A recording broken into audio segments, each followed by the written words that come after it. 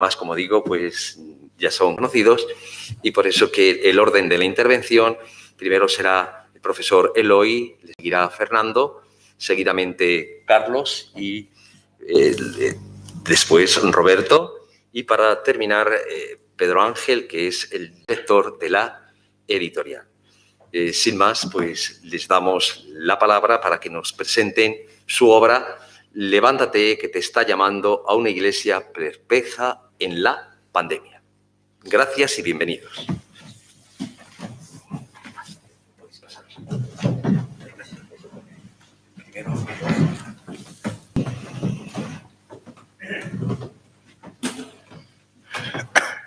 Bien, pues me toca a mí comenzar hablando sobre la motivación y el sentido de este libro, ¿no? ¿Por qué surgió y por qué está escrito? La idea surgió en septiembre del año pasado, en medio de la pandemia, cuando ya parece que aquello no iba a ser simplemente un mal sueño, sino que la cosa iba a ser larga e iba a tener consecuencias impredecibles, pues nos pareció conveniente que la teología dijera una palabra sobre esta cuestión. Y no tanto una cuestión de carácter teórico, diciendo el problema del mal, etcétera, sino que nos parecía más interesante hacer algo así como un discernimiento sobre lo que la situación que habíamos pasado y que estábamos pasando, lo que nos decía de la Iglesia. Es decir, ¿qué Iglesia hizo patente y manifestó la experiencia de la pandemia? Porque en medio de tantos miedos, incógnitas, pues podría suceder que simplemente cayéramos en la tentación de decir, esperemos que esto pase para volver luego a la situación anterior.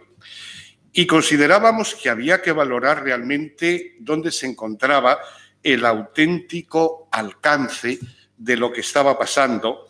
Y como digo, sobre todo, nos interesaba preguntarnos ante esa iglesia que nos parecía que se encontraba en la situación de Bartimeo, de la que nos habla el Evangelio, a la orilla del camino, mientras la gente seguía discurriendo por el camino de la historia, pues se encontraba el hombre perplejo, sin saber qué hacer, a la espera de una palabra. Entonces, lógicamente, se trataba de buscar qué es lo que podíamos decir en ese momento, sobre todo a esta pregunta. Nos pilló de improviso. Nos pilló de improviso y entonces podría ser cierto, como decían algunos observadores, que puso el cristianismo al desnudo, porque a lo largo de conversaciones diversas uno escuchaba preguntas múltiples que se planteaban miembros de la Iglesia. ¿Hemos estado a la altura de las circunstancias? ¿Podíamos haber actuado de otro modo? ¿Qué sucedería si la situación se volvía a repetir? ¿Estamos preparados para afrontar este tipo de encrucijadas? Y para comenzar, digamos, el análisis y el discernimiento, nos parecía imprescindible, como habían hecho otros observadores, de carácter cultural, sociológico, etcétera, identificar lo que de inédito había en esta situación. Es decir, ¿es simplemente una mala experiencia que se arrastra simplemente durante unos meses o hay algo de más enjundia? Evidentemente, observadores, intelectuales, daban sus razones de cuál es lo inédito de aquella situación. No voy a entrar en ello, el primer capítulo habla de esta cuestión, pero sí nos parecía fundamental preguntarnos qué había de inédito en aquella experiencia. Y nos parecía que lo más visible y lo más llamativo es que hubo un momento en el cual la Iglesia no celebró la Eucaristía un domingo. Y yo, por la experiencia que tengo, después de haber hablado varias veces sobre estas cuestiones ante público distinto, siempre les sorprende que arrancáramos de esta cuestión. aquel domingo en el cual la Iglesia no celebró la Eucaristía. Lo cual significa, por tanto, que la Eucaristía es algo no esencial, algo de lo que podemos prescindir. Y como digo, yo percibo que hay gente que en una primera lectura de esta observación le llama la atención y hacen lecturas pues fácilmente que conducen a decir esto es un fundamentalismo y todo este tipo de cosas, ¿no? Cuando lo explicas un poco, yo creo que la gente se da cuenta de lo que hay en juego, ¿no? Pero precisamente, a mi modo de ver, el mal se encuentra en eso, en que se dejó de celebrar la Eucaristía como se dejó, por ejemplo, de tener la reunión con los catequistas o rezar el rosario. Entonces, precisamente desde ese punto de vista es cuando uno se tiene que preguntar, entonces, ¿qué tipo de iglesia somos? Cuando no se percibe que la Eucaristía dominical es el modo de presencia público de la comunidad cristiana en medio del mundo, como signo de esperanza para todos. Y como observaban algunos desde el punto de vista tanto filosófico como teológico, decían, claro, y esto no significa que en aquel momento lo grave es que la Iglesia no supo dar razón pública de eso que la constituye como Iglesia. Puede haber Iglesia que no celebre la Eucaristía o que no sienta el vacío y que luego se queje de ser considerada como algo meramente eso, no esencial, algo de lo que se puede prescindir. Porque no significa eso, como dice también algún teólogo que ha planteado la cuestión desde este punto de vista, no significa entonces que la Iglesia, en el lenguaje público, acentuó su marginalidad, porque no sabía dar razón de que la Eucaristía hace la Iglesia, y la Iglesia dominical.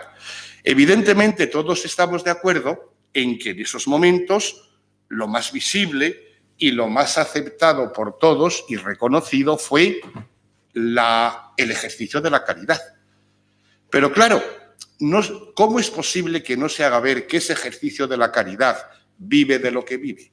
De eso que hace a la Iglesia ser Iglesia. Y entonces, otra pregunta que se plantea a este nivel, ¿no significa eso, por tanto, que la Iglesia se sometió en el lenguaje público a los lugares comunes que podía decir cualquiera? ¿No significa eso, como por ejemplo decía Bernard-Henri Lévy, que ha triunfado la cultura terapéutica y que por tanto, ante la garantía de que nos cuiden la salud, todo lo demás es secundario? La Eucaristía dominical, pero también las libertades y la iniciativa de las personas, ¿no? Entonces ya digo que es una cuestión un tanto discutible y para nosotros representó la clave y sobre todo escuchando, se dice en el prólogo, ¿no? Escuchando preguntas que algunos planteaban desde el punto de vista, por ejemplo, de los laicos, que algunos decían, pero ¿cómo es posible ante una cuestión de tanta envergadura que nosotros los laicos no tengamos nada que decir?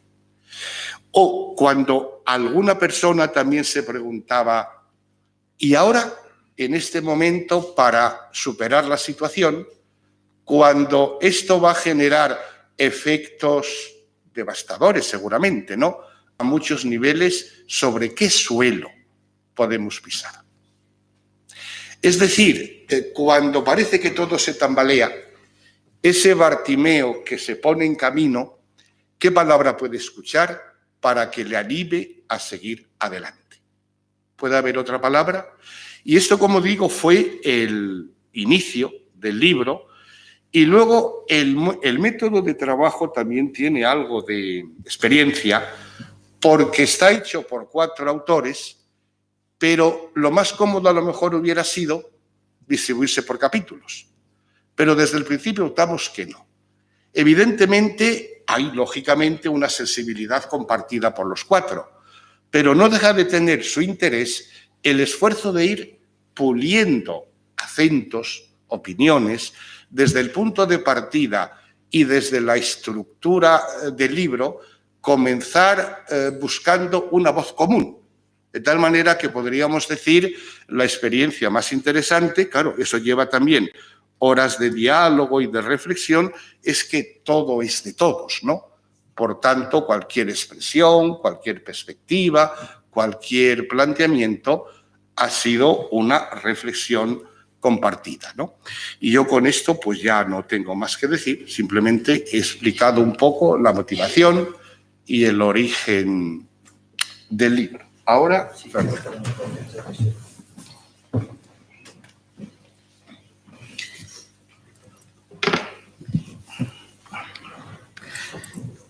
buenas tardes a todos.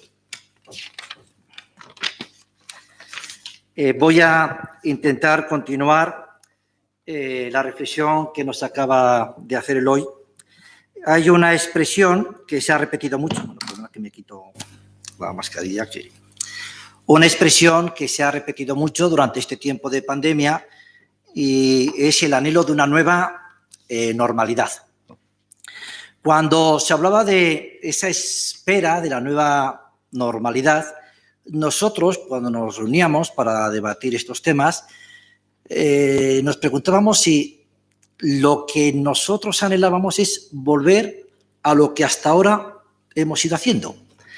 Si a lo mejor el hecho de que nos dejase totalmente perplejos, perdidos, sin saber muy bien qué hacer, cómo hacer, qué decir, a quién decir, meternos en estos rincones, salir a la palestra pública, es a lo mejor un fallo, entre comillas, un poco institucional de no estar muy bien a la altura de las circunstancias.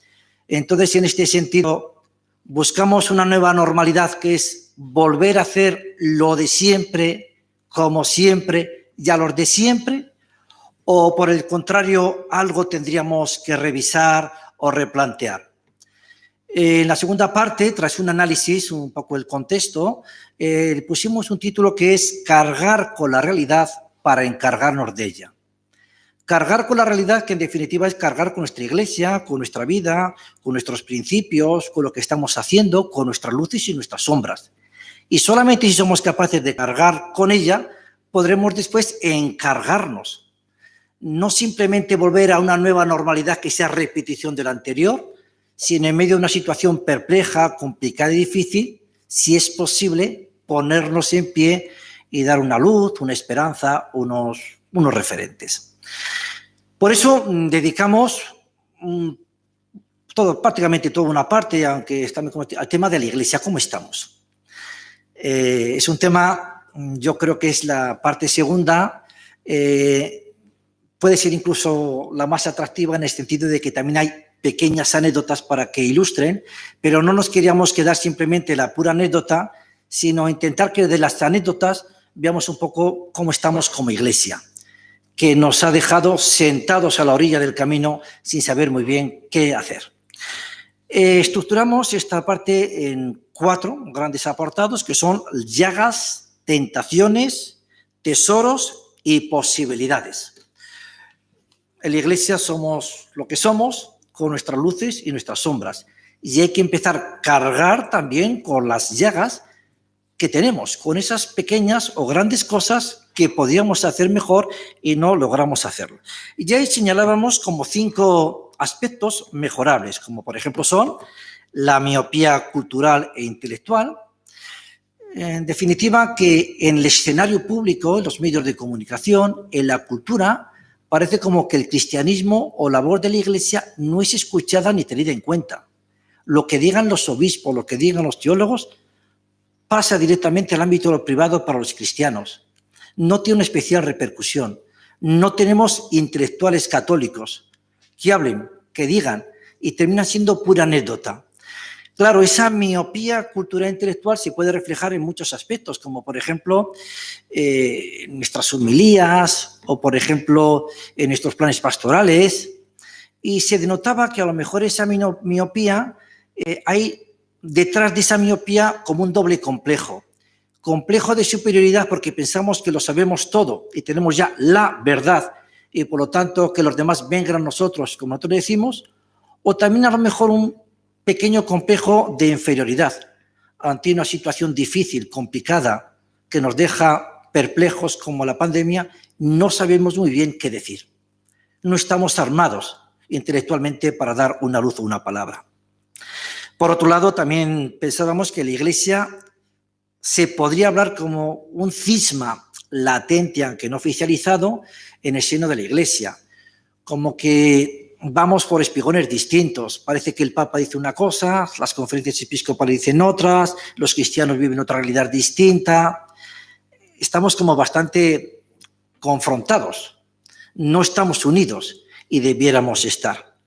Para ello, lógicamente, también se denota una falta de formación teológica. No estamos suficientemente formados y eso pasa a todos los niveles, desde los laicos, desde los profesores de religión, hasta el nivel a lo mejor de nuestras homilías. Bueno, yo creo que falta una auténtica formación teológica y convertimos las cosas de la religión en algo para los niños de primera comunión.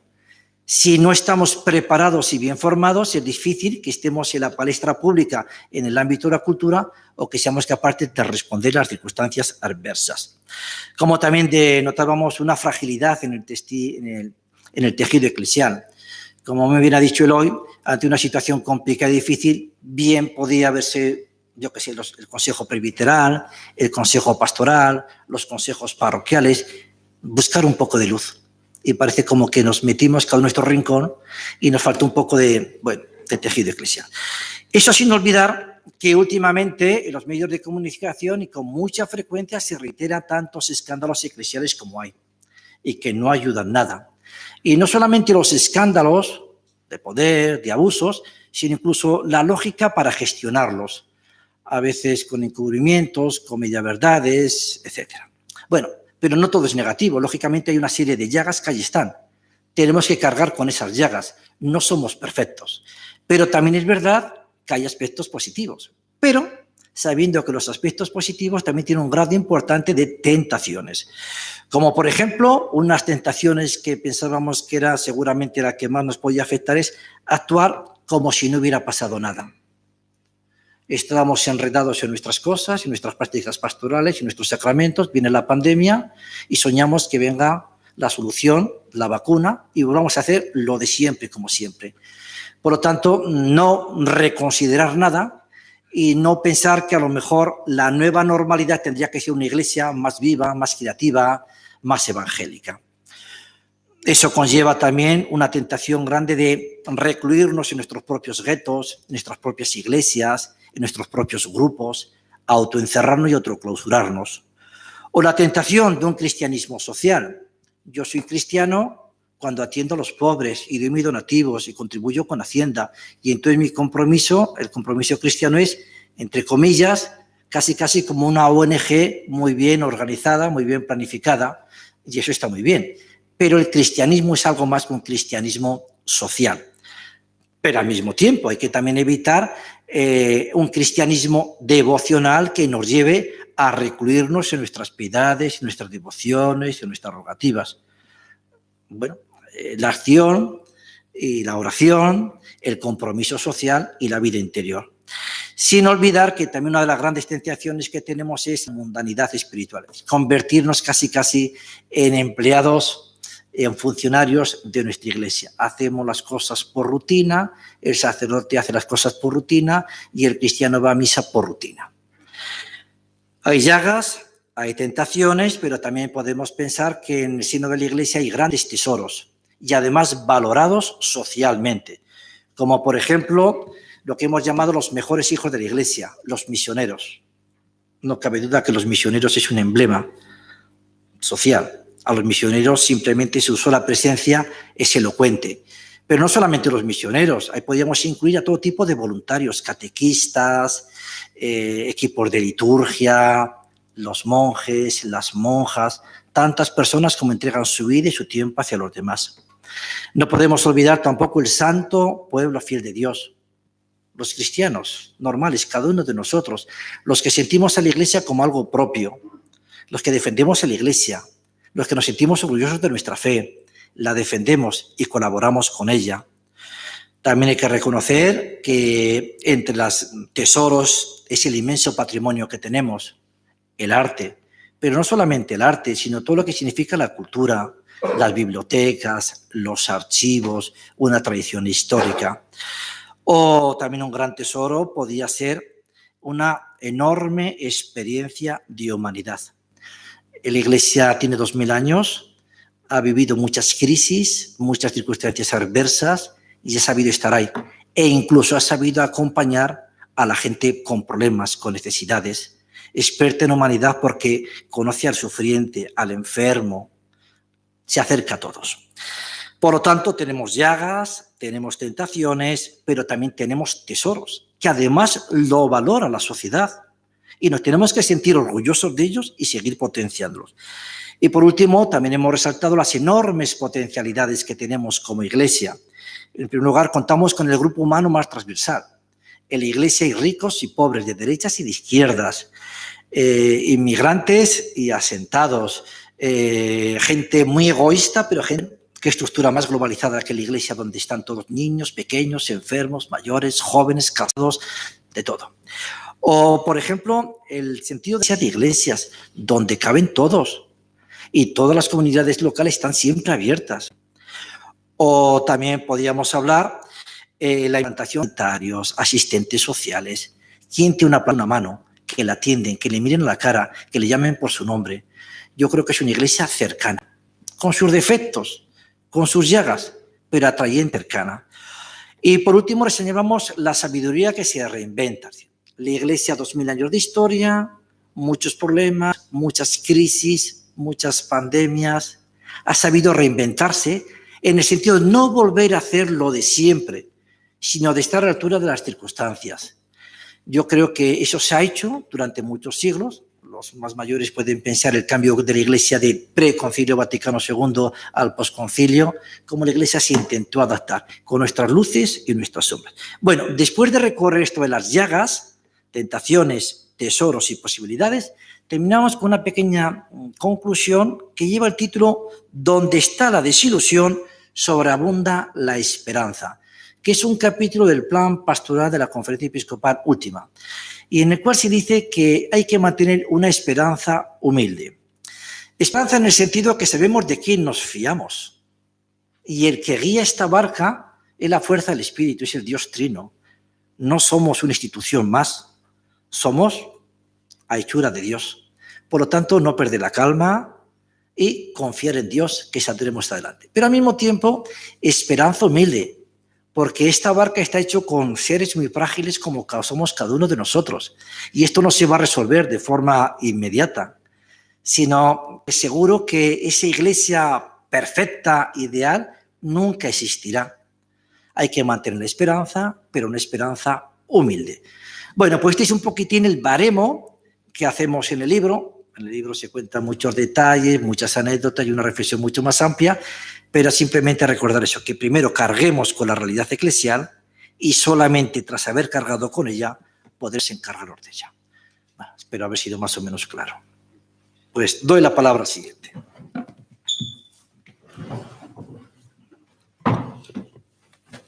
Pues buenas tardes también. Hemos llegado, ¿verdad? Hemos pasado la tormenta, porque estaba lloviendo mucho por Torquemada, ¿sabéis? Pero hemos llegado. Bueno, siguiendo el relato, ¿verdad? La pregunta siguiente es, ¿y sobre dónde empezar a construir, ¿no? ¿Cuál es el suelo que pisamos? Así lo titulamos, ¿cuál es el suelo que pisamos? Un acontecimiento que se hace historia. Y siguiendo el relato, el suelo que pisamos pensamos que nos viene dado por la Eucaristía, ¿no? Por aquello que precisamente no supimos encarar todo lo bien que podíamos, ¿no? Fue la Eucaristía en la que veíamos la teología que podría de alguna forma ayudarnos, ¿no? a revisitar la Iglesia, a volver a ser Iglesia, ¿no?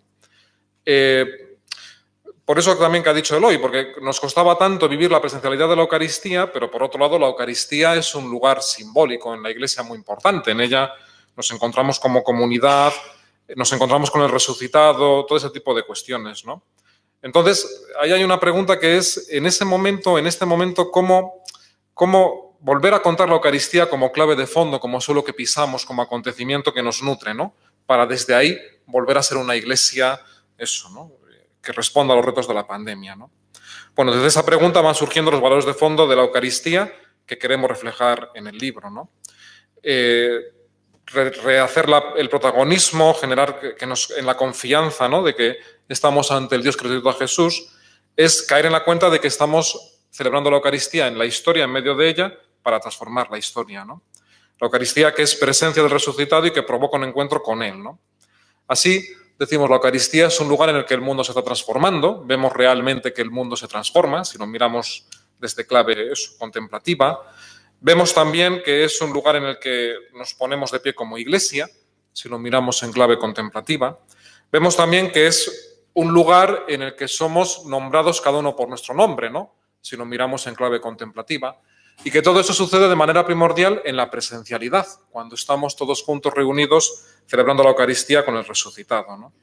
Claro, al final nosotros decimos, la teología de la Eucaristía es muy atractiva, es bella, nos permite encontrarnos cuando lo pensamos con el Dios que nos salva, ¿no? Y sin embargo, ¿cómo nos cuesta tanto transmitir esa presencialidad de que en la Eucaristía nos jugamos tanto, ¿no? Bueno, pues en esa cuestión yo creo que ahí el libro se hace pregunta, ¿no? Y nos invita eso, ¿no? A que esa pregunta esté en nosotros y nos ayude a vivir la Eucaristía y a pensarla, ¿no? Pues claro, ahora vamos volviendo a la presencialidad y decíamos, una pregunta que había en el confinamiento era ¿cuánta gente se quedará por el camino, ¿no? En la celebración de la Eucaristía? Y yo ponía aquí, a mí, en la comunidad que me toca animar, en la parroquia y en Palencia, me llama la atención que no es tanto la gente mayor la que deja de venir, sino que la presencialidad se ha perdido, por ejemplo, con los niños, ¿no? Los jóvenes ya apenas la teníamos, ¿no? Entonces, ¿cómo ese cortocircuito que hemos vivido nosotros y que la pandemia ha sacado a la luz, podemos de alguna forma pensarlo, vivirlo para volver a presentar o presentar la Eucaristía como un lugar, eso, ¿no? De fondo, como el suelo que pisamos, ¿no? Bueno, desde esa clave de la Eucaristía que dialoga, ¿no? Con lo que somos, nos parecía que antes de lanzarnos inmediatamente a los retos, que les hay, convenía hacer unas paradas en torno al estilo. ¿Qué estilo de iglesia queremos vivir y reconstruir una vez que vamos pasando la pandemia, ¿no? ¿Qué estilo de iglesia? ¿Qué rasgos de estilo queríamos tener en cuenta, ¿no?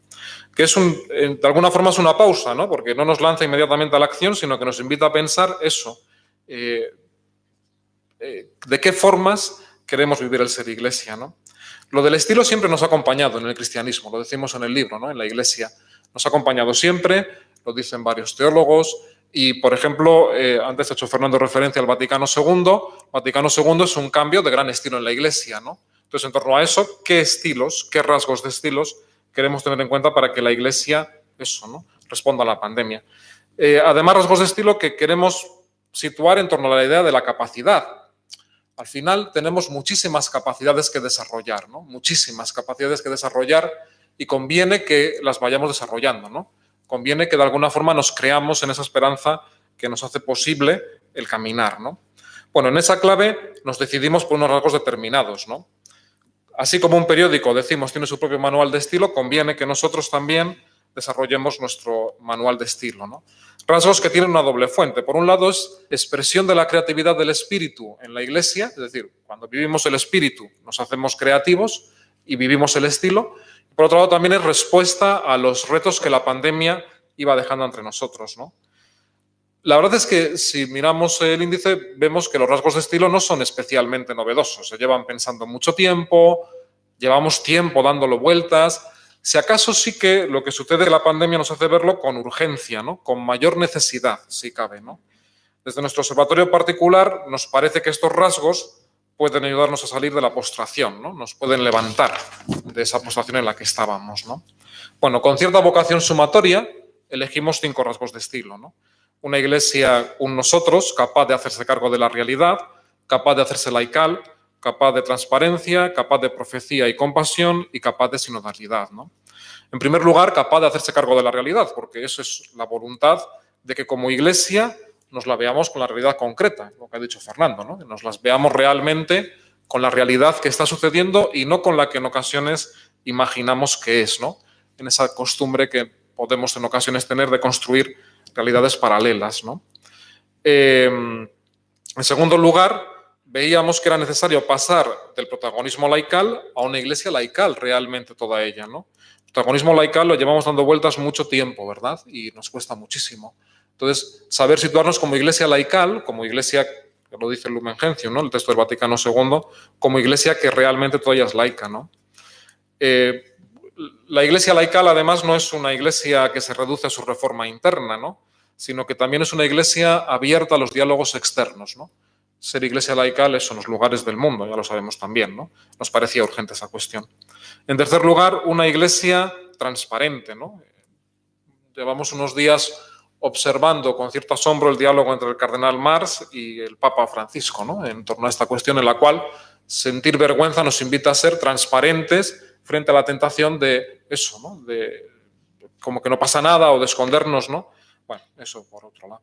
En cuarto lugar, una iglesia compasiva y profética, capaz de hacerse cargo de los sufrimientos del mundo y decir una palabra real de misericordia, ¿no? Ante esas cuestiones.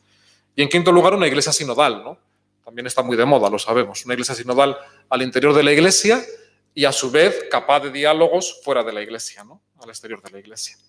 Bueno, con todo ello nos parece que son claves de fondo de suficiente envergadura, rasgos de estilo como para situarnos bien ante los retos, sabiendo que no son los retos como tal, sino que es el estilo con el que queremos que la iglesia, una vez que se encuentra nuevamente con el resucitado en la Eucaristía, el estilo con el que podemos eso, ¿no? Afrontar los retos que son ciertamente muchos y graves. Y yo ya dejo a Roberto.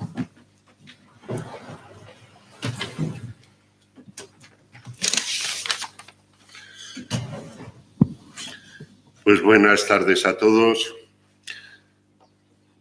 Como os estáis portando muy bien, os voy a dar un premio, que vamos terminando ya. En este proceso que hemos ido comentando y sobre todo que hemos intentado plasmar en nuestras reflexiones, como se ha apuntado y ha dado origen al libro, terminamos la obra con el 5º capítulo, con vocación de protagonismo.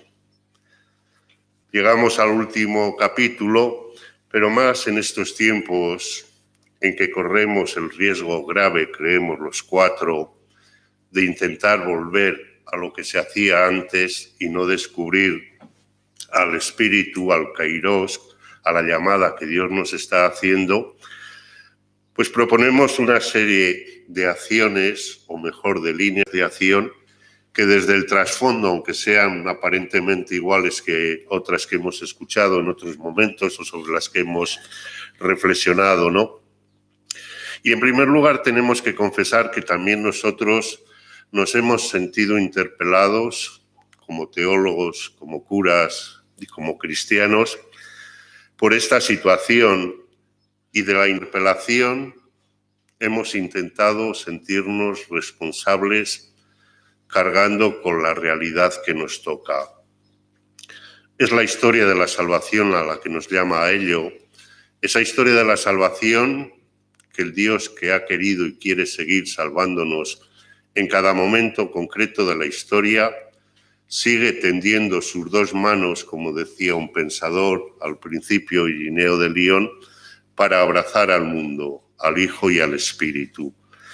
Y quiere que nosotros también seamos sus manos para poner la presencia del resucitado, que la celebramos memorialmente de forma especial cada domingo en la Eucaristía. Al principio del libro, en el prólogo, decíamos que todas las cuestiones, todas las prácticas pastorales tienen que venir elaboradas desde unos criterios teológicos. Es la lectura que hemos intentado hacer. Pero en este capítulo también queremos reconocer que todo lo que se escriba y se piense tiene que tener el horizonte de la evangelización, de la buena noticia del anunciar aquí y ahora el Evangelio. Y desde ahí planteamos un criterio, alguno ya me le ha oído, le comparten los 3, creo, si no lo hubiésemos quitado, de que en la vida pastoral pues tenemos muchas cosas. Cada vez somos menos, cada vez somos más mayores, algunos cada vez somos hasta más malos, más pellejos, y entonces se nos va sobrecargando. Desde hace años ya alguien decía que a nivel pastoral, a nivel evangelizador, hay que hacer menos cosas y con más sentido. Yo simplemente lo dejo ahí y por eso mismo simplemente hemos planteado 5 perspectivas que nos pueden ayudar creativamente, porque el decir que siempre se ha hecho así, seguro que no se lo habéis oído nunca a los curas o a la gente mayor, siempre se ha hecho así. Pues perdonad, criterio magisterial. El Papa Francisco dice que eso mata a la Iglesia y mata a la pastoral. No podemos decir que siempre se ha hecho así, sino intentar desde el trasfondo que hemos ido presentando, abrir nuevos caminos, nuevas sendas, nuevas perspectivas. ¿Cuáles son estas 5? Insisto, perspectivas, no cosas. En primer lugar, la Iglesia, y cuando hablamos de Iglesia estamos hablando de todos y de cada uno de los bautizados, desde el Papa hasta el último cristiano, pues tiene que vivir la felicidad y la alegría en la vida concreta. Si recordamos los relatos cuando se hace presente el resucitado, siempre se dice, se llenaron de alegría al ver al Señor. La gente de nuestro mundo, con sus cosas buenas y sus cosas malas, de un mundo del cual nosotros participamos, siempre anhela la felicidad. Una buena experiencia, otra cosa es cómo se entienda. Nosotros podemos ofrecer la alegría del Evangelio, sabiendo que el cristiano, si se siente feliz y alegre, es porque se descubre amado de un modo irreversible, precisamente en un mundo que tantas veces parece cruel e inmisericordia. Qué difícil era transmitirnos hasta por teléfono o WhatsApp alegría y esperanza en esos momentos. Qué difícil sigue siendo, pero qué mal camino si la Iglesia lo abandona. Desde ahí proponemos en esa línea pues presentar la peculiaridad y la primacía del primer anuncio, de eso que se habla tanto, no vamos a entrar, pero hacerlo desde el sentido genuino de la fe, un sentido genuino que nos ha de llevar a la peculiaridad de un Dios que es amar, Padre, Hijo y Espíritu, y que continuamente ha mostrado y quiere seguir mostrando el exceso y la desmesura de su amor y de su misericordia inagotable. La segunda línea, como no podía ser menos, pues el intentar ir construyendo entre todos una iglesia local que, como dice el Papa, sea sujeto primario de la evangelización en clave sinodal. La Iglesia es comunión de iglesias. Hemos ido abriendo el horizonte de la importancia de las iglesias locales o diocesanas, pero creemos que todavía hay que seguir trabajando mucho más. Y estas iglesias que se sienten llamadas a mirar al futuro, a proyectarse hacia adelante, y para ello, qué mejor camino que los sínodos, las asambleas, los consejos pastorales. Hace unos años se empezó a hablar mucho de participación, de corresponsabilidad, de sinodalidad. Ahora se habla más, gracias a Dios, pero me temo que se convierta en un eslogan que a la larga no habrá caminos auténticos de toma de decisiones. En tercer lugar, el sentir la pasión por el encontrar al otro, es decir, crear comunidades eclesiales acogedoras con todos y abiertas al mundo. Aquí me salto el guión, siempre me acuerdo de algo que me contaron. Un obispo alemán, en tiempos de la reunificación de las dos Alemanias, se plantearon cómo la iglesia allí tenía que ser misionera. Y uno de ellos, el cardenal Danke, creo que se llamaba así, dijo, tenemos muchos medios, hay muchas personas, mucho dinero, muchas estructuras. Dice, pero quizás nos falta una cosa. Habrá gente a las puertas de nuestras comunidades que reciba a la gente que se acerca para decirles bienvenidos. Desde esa pasión por encontrar al otro, pues podemos acoger, debemos acoger a los más necesitados, a los vulnerables, potenciar en su sentido cristiano el voluntariado como gesto elocuente de esta acogida e ir trabajando, como tantas veces ha insistido el Papa y sigue insistiendo, la fraternidad universal desde la pasión por el diálogo. La cuarta línea, vivir, plantear, asumir el Evangelio que transforma al mundo. Y nos planteamos, hay una serie de interrogantes, dice, ¿pero qué es eso de transformar? ¿Qué quiere decir? Dios quiere que el reino vaya creciendo, que la Iglesia sea sacramento universal de salvación, mientras que el mundo, por desgracia, a veces, cosas buenas tiene, pero por desgracia, es un mundo que no camina por los caminos de la fraternidad. Pues desde ahí hay mucho que transformar y por eso mismo pues tienen que ir surgiendo dinámicas de acompañamiento y envío real a la gente que descubra este carisma, este ministerio en la Iglesia. Y finalmente la quinta línea, pues las nuevas pobrezas frente al empobrecimiento de la antropología. Veamos viendo que existen unas viejas pobrezas que se llaman las de siempre, pero en el mundo globalizado y descartante, que diría el Papa, pues van apareciendo nuevos pobres materiales. La Iglesia, los cristianos, hemos de tenerles muy presentes, hemos de seguir con respeto, pero insistiendo en la importancia de la vida humana.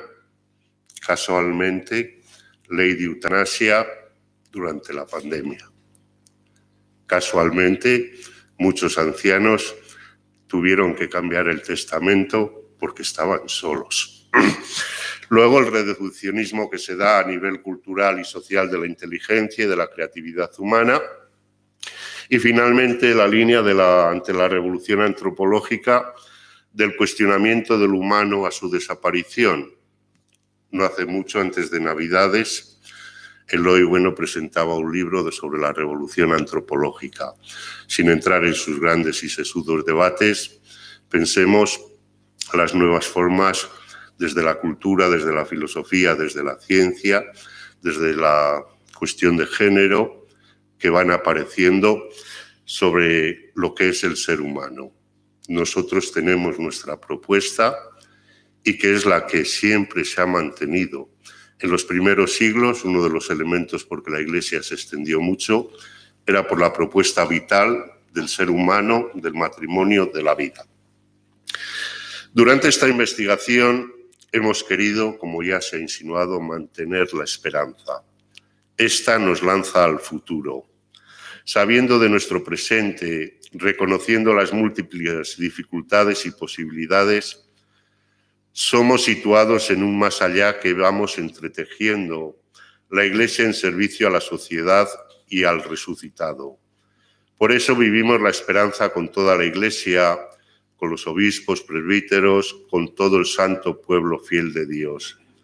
Brota no de unas ideas ni de un libro bueno, que lo es, creedme, sino que brota del manantial que el Espíritu ha depositado en nosotros, en toda la Iglesia, en medio de nosotros.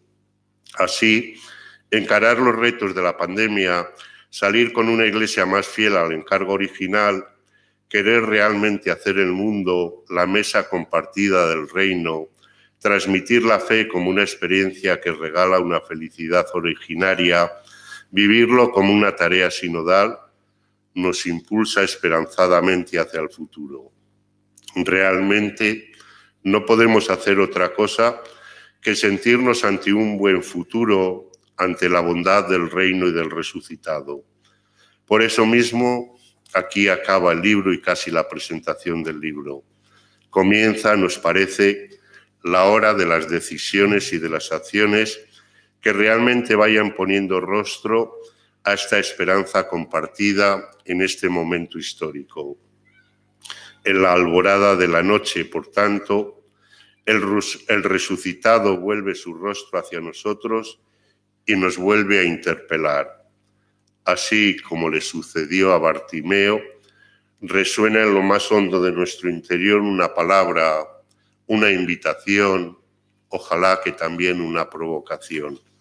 Ánimo, ánimo, ponte en pie, echa a andar, que nos está llamando a todos.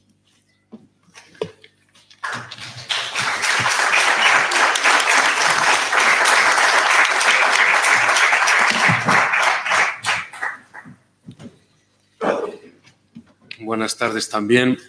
Y me toca cerrar esta presentación del libro comenzando por un hecho casi del pasado como editor. El 11 de diciembre ya hacía referencia Roberto. Repetíamos casi íntegramente esta mesa que tenemos hoy para presentar este libro, presentando otros 3 libros. Hoy nos acompaña también en esta mesa como Carlos. Y yo en aquel momento, en aquella presentación, como representante del grupo editorial Fonte, decía que era para mí una satisfacción volver a esta casa porque así destacábamos y reafirmábamos nuevamente la colaboración que hay tan estrecha entre la editorial Monte Carmelo y la Facultad de Teología del Norte de España, aquí en Burgos. Y aquí estamos nuevamente, pues reflejando esa realidad, ¿verdad?, de que seguimos colaborando, que incluso ni la pandemia, en la que aún no lo olvidemos, estamos inmersos, y de ahí la actualidad también del libro, no ha podido interrumpir esta colaboración. Es más, incluso, pues en este caso puede ser que hasta por desgracia, podemos decir, la ha favorecido con este libro, ¿verdad?, que está saliendo. Este libro ha surgido, como se nos ha dicho, como respuesta a esa interpelación o desafío del COVID o la COVID-19. Y ante esta situación, los autores propusieron a la editorial abordar este tema con el proyecto que acabáis de escuchar. Evidentemente, después de escucharlo aquí vosotros, pero yo que tuve la satisfacción de escucharlo antes, pues no nos podía quedar en la editorial otra conclusión que aceptar este proyecto, con las dificultades que también es verdad se presentaban 4 autores, que no iban a hacer 4 partes, sino que iban a trabajar los 4 conjuntamente. Y claro, al editor le preocupa también que se notaran las 4 manos metidas ahí en la elaboración, y ellos dijeron y prometieron que no se notarían. Y cuando tengáis la oportunidad de leerlo veréis que es verdad, que parece escrito por una persona, pero con la realidad de los 4, con la visión personal de cada uno de ellos. Por lo tanto, asumimos este reto, este tema tan actual que, como digo, sigue siendo actual, no lo olvidemos, no estamos hablando de algo del pasado. Y desde la editorial queríamos ofrecer precisamente eso, algo para el presente, sin olvidar también lo que nos pide el futuro. Tiempos recios, diría Santa Teresa de Jesús. Tiempos recios que podrían resumirse también, y a mí cuando me propusieron este tema me acordé de aquel título de la película Sin noticias de Dios, porque habían sido muchos meses en los que para muchas personas en nuestras iglesias, en el confesonario, en tantos sitios, se nos ha dicho que parecía que Dios estaba ausente y lejano. Y desde la editorial queríamos hacer ver también a estas personas que Dios no ha estado lejano en ningún momento. Y creo que el proyecto que se nos presentaba y que ya es una realidad lo manifiesta también. Desde un punto de vista editorial, por eso hemos querido incluir este libro, Levántate, que te está llamando a una iglesia perpleja en la pandemia, en una colección que llamamos La otra mirada, porque nos aporta la visión, la reflexión personal de los autores en torno, en este caso, a la pandemia, desde los ángulos que ellos mismos ya nos han dicho. Y sobre todo para recordar que la Iglesia no puede quedar atenazada ni paralizada a la orilla del camino. Pero yo añadiría, si me permiten los autores, incluso algo más, no de lo que ellos han dicho, evidentemente, sino para ratificar lo que ellos han dicho. Yo creo que el mundo en estos momentos necesita algo más que mascarillas, necesita algo más que distancia social, necesita también, y ellos han utilizado estas palabras en esta presentación, sentido y sobre todo esperanza. Y yo diría que también herramientas, aunque ellos han utilizado otros sinónimos, herramientas para superar no solo los problemas físicos que por desgracia estamos padeciendo, muchos de nuestros hermanos están padeciendo, sino también para superar los problemas espirituales. Y por eso nuestro texto ofrece esa interpretación que os han dicho teológica, pero que no ignora el sentir de la calle. Yo me gustaría recordaros que los editores no somos solo vendedores de libros. Los editores somos antes que nada comunicadores, divulgadores, y si recurrimos a la terminología religiosa, el editor es también evangelizador en el sentido etimológico del término, aquel que anuncia una noticia que tendría que ser buena. Y por eso nosotros nos hemos querido convertir en altavoces, en divulgadores de un mensaje que nos ofrecen los autores, en el que nosotros creemos, desde la editorial, lógicamente, y que además es relevante, útil y, sobre todo, un mensaje bueno. Y ya si además añadimos que somos una editorial carmelita, pues como carmelitas teresianos no podemos menos de recoger también ese llamamiento que hace Santa Teresa de Jesús de que no es tiempo de tratar con Dios negocios de poca importancia. Y estamos en momentos de negocios de mucha importancia, que creo que quedan bien recogidos en el libro que estamos presentando. Y concluyo recordando otra cita de Ortega, en la que señalaba que la obra de caridad más propia de nuestro tiempo consiste en no publicar libros superfluos. Pues bien, como editor me queda esta vez, creo, el consuelo de haber hecho una obra de caridad, pero no en este caso publicando un libro superfluo, no, en este caso, lógicamente, publicando una obra buena y para nada superflua. Han expuesto también el contenido los autores que el miedo que me da es que alguno pueda pensar, ¿para qué lo compro? ¿Ya lo he escuchado? No, hay más, ¿eh? Y esa reflexión teológica, esa cercanía también con el pueblo se ve ampliada y extendida. Ya que hacemos esta buena obra de caridad desde la editorial de presentar y dar a conocer este libro, yo os invito también a que lo meditéis, lo leáis, lo compréis, lo leáis y no lo dejéis solo en la estantería. Muchas gracias a Fernando, a Carlos, a Eloy, a Roberto por la gentileza una vez más que han tenido de invitarme a participar en esta presentación y sobre todo dar las gracias de verdad por el trabajo que han realizado, por las horas, el esfuerzo que han realizado y que, bueno, pues algunos de ellos me han mantenido también casi al día. Y gracias también a todos vosotros por vuestra presencia y atención. Que lo disfrutéis.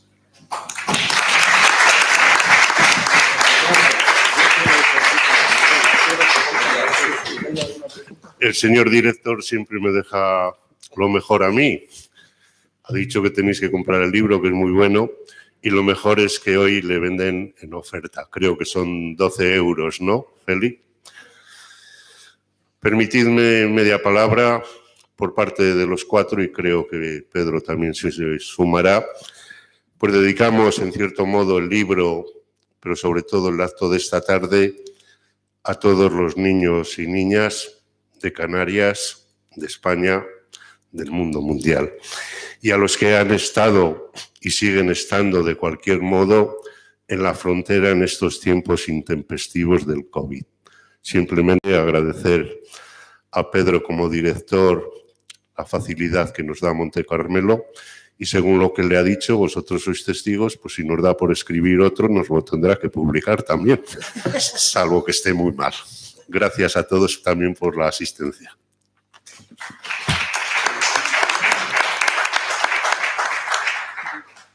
Tenemos 5 minutos para si alguno quiere hacer alguna pregunta a los autores. Sí, por aquí. Ricardo. Muy bien. Y luego Antonio, José Antonio. Bueno, se ha levantado José Antonio, luego, es como no oye. Luego Ricardo, porque se ha levantado. Por eso de levántate, se ve que ha hecho caso al título.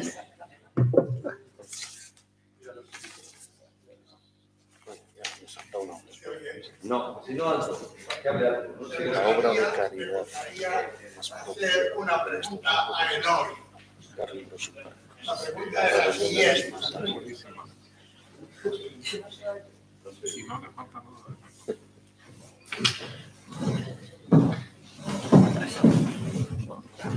pregunta es la siguiente. Hace unos días se ha publicado la estadística de los no bautizados en España.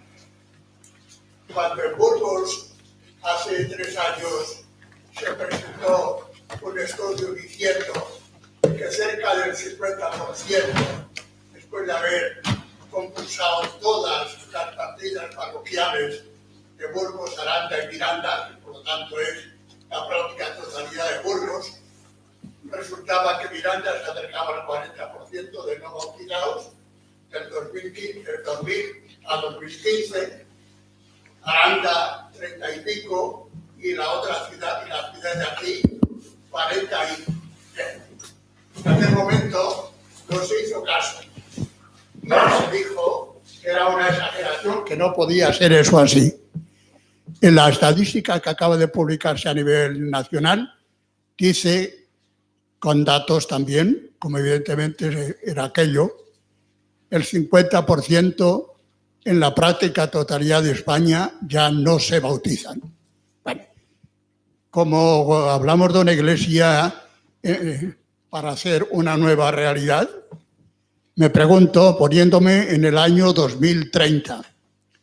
Pero en el año 2030 los chicos que tienen hoy 8 años tienen 18. Si hay en este momento miles en España, en aquel momento imaginémonos lo que va a suceder. Si por otra parte los otros 10 años que le echamos de 80 a 90 han desaparecido, me pregunto, que es la pregunta que te quería formular. ¿No te parece que hay que ir, de la misma manera que estamos en otro mundo, no te parece que hay que ir radicalmente a otra iglesia donde comencemos a hacer una evangelización primera, no dando por supuesto lo que realmente no tenemos, que es la fe? Te hago esta pregunta. Yo lo único que digo es que ¿cuántos años hace que empezamos a hablar de esto, José Antonio? ¿No? Quiero decir que esta conversación, ¿verdad?, se remonta, y a mí he de confesar que a mí es que no me extraña nada lo que está pasando y lo que va a pasar. Y de algún modo en el libro se indica. Es decir, cuando uno ve las corrientes de fondo culturales, por eso se habla en el libro de la miopía cultural. Es decir, a mí personalmente me sigue sorprendiendo que esas cuestiones de fondo en los planes de pastoral no se tienen en cuenta. Y ante eso yo cada vez me convenzo más, en el libro de algún modo se indica, pero yo subrayo como mi opinión personal, que la tarea auténticamente urgente es ir edificando las comunidades eclesiales posibles para dentro de ese tiempo. Y es lo que no estamos haciendo. Por eso en el libro se resalta mucho, esto lo compartimos todos, ir creando ese nosotros que nos haga sentirnos en este tiempo como iglesia. Y a mi modo de ver, es el acento principal que deberíamos poner. Porque yo seguramente alguna vez me lo habrás oído, pero recién venido yo de Roma, Pablo Puente, un sacerdote al cual algunos recordaréis, ¿no?, que él era profesor en un instituto civil, ¿no?, me dijo una frase que le había dicho un alumno y que resume 40 conferencias. Hará ya eso, 30, 40 años, ¿no? Le decía a este chico, si nuestros padres eran como eran y nosotros somos como somos, ¿cómo serán nuestros hijos? ¿No? Y yo creo que eso resume lo que se venía viendo. Ricardo. Sí, aquí está primero Ricardo. Sí. Se ha dado mucha importancia al hecho de que se llegaron a cerrar los templos, por tanto, tener que prescindir de la Eucaristía, porque bien sabemos que es algo esencial y parece como que se llegara a la conclusión de que eso no era ya esencial. Bueno, ese hecho. Mi pregunta va en el sentido que puesto que se ha reflejado por el hoy, ¿había alguna otra alternativa por parte de la Iglesia para afrontar ese hecho? Porque me parece que la Iglesia no tenía otra alternativa. Quiero añadir, además, y pensando también en la aportación que Carlos ha propuesto en torno a la Eucaristía, bueno, sí se hicieron por parte de la Iglesia no pocas experiencias para hacer llegar la celebración, aunque fuera virtual. Y mi pregunta es, aparte de lo que se hizo, y me dirijo especialmente a Carlos, ¿qué otras posibilidades había? Y no solo ya había pensando en el pasado de la pandemia, sino hay, de hecho, ahora, ¿qué otras posibilidades cabe a la Iglesia en este momento para hacer llegar esa verdad que es esencial, ciertamente, para nuestra vida cristiana? La Eucaristía me refiero. Yo no tengo mucha idea, ¿eh?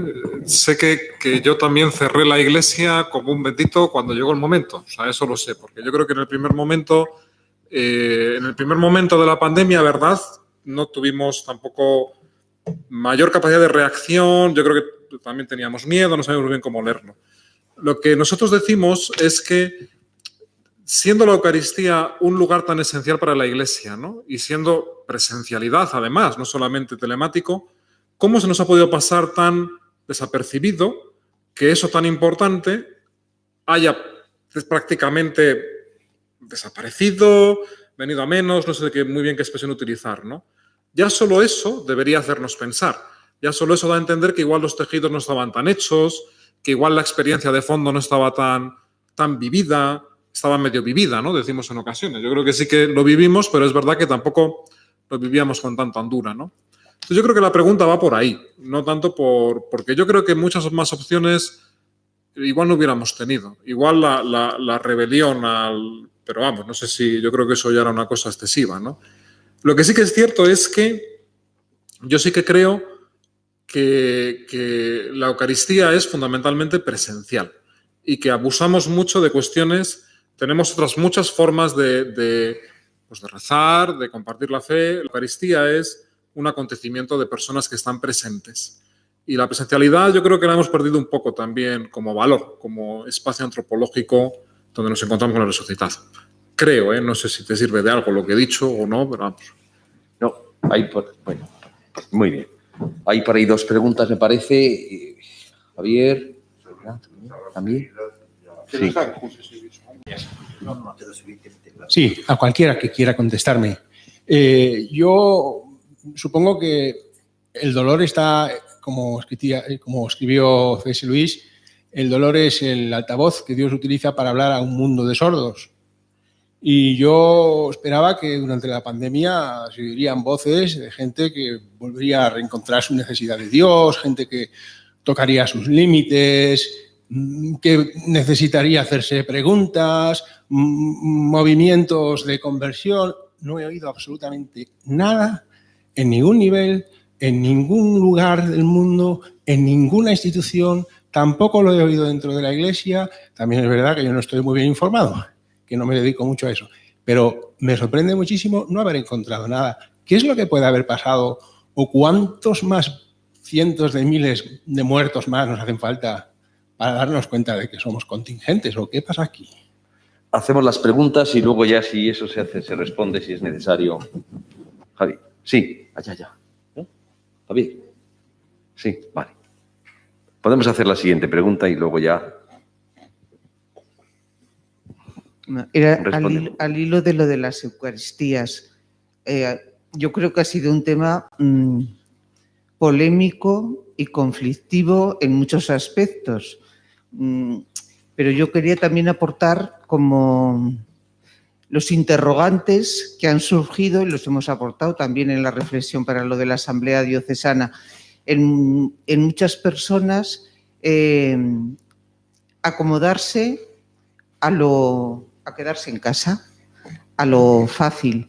Pero claro, yo tampoco me atrevo a criticar eso, porque luego realmente vas a las celebraciones y son un rollo, con perdón. es que es de verdad. Y ahora todavía más que estamos hablando de este tiempo. Pero claro, es que estamos cada uno a unas distancias terribles. El sentido comunitario no sé cómo se podría favorecer y fomentar, porque los sacramentos son comunitarios, ¿no? Pero es algo como, yo percibo, todo muy intimista ahora, porque claro, estoy yo aquí conmigo sola y el otro está allá y el otro...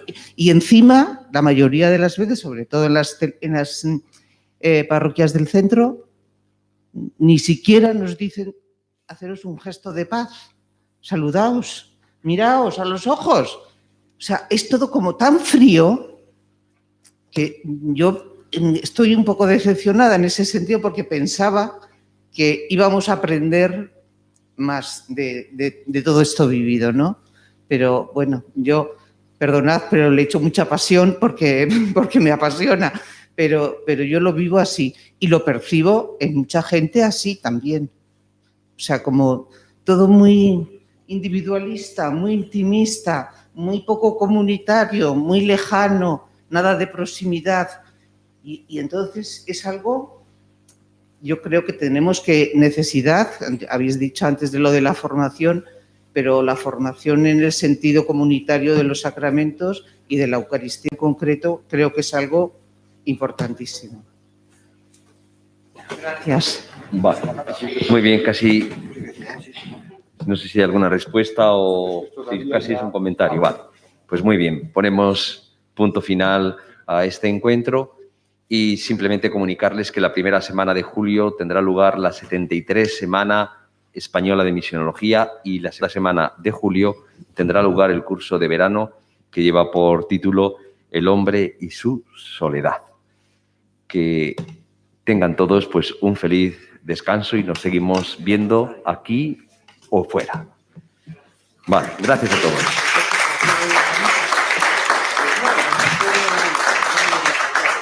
Muy bien.